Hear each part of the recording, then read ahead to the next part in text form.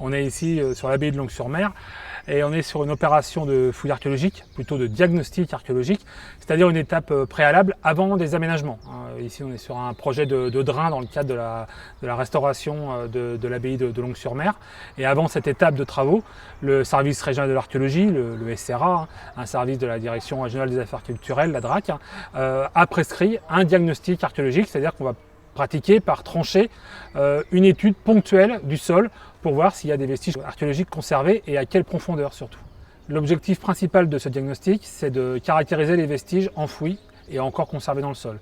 C'est-à-dire qu'on va pratiquer à l'aide d'un engin mécanique ou à la main des sondages. Et dans ces sondages, on va reconnaître l'ensemble des vestiges archéologiques conservés en partant des niveaux les plus récents, donc les découvertes les plus récentes, et en descendant comme ça la stratigraphie et donc la chronologie du site jusqu'aux périodes les plus anciennes. Alors là, Aude Pinchot, qui est la responsable de l'opération, c'est la responsable scientifique du site, a découvert tout un faisceau d'objets archéologiques qui couvrent une séquence très large, au moins depuis l'époque médiévale jusqu'à l'époque actuelle. Pour la période médiévale, on a par exemple un cimetière qui est situé à l'arrière de l'abbaye, cimetière qu'on ne va pas fouiller, voilà, on n'est pas vraiment dans une fouille.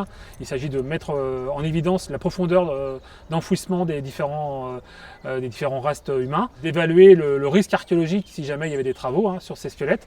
On va juste faire quelques prélèvements en vue de dates radiocarbone, des dates C14, de façon à caler un peu les choses dans le temps. Puis si on remonte un peu dans la chronologie, on a des vestiges qui sont plutôt modernes, on a des drains, on a un bâtiment qui est assez mal daté mais qui doit être aussi moderne et contemporain, qui est situé à l'arrière de l'abbaye. Et puis des choses qui ne sont pas encore datées, comme des grands fossés qui participent sûrement au drainage du marais. Et pour les vestiges les plus récents, on a un petit cantonnement qui a l'air d'être un cantonnement allemand des années 40, de la Seconde Guerre mondiale.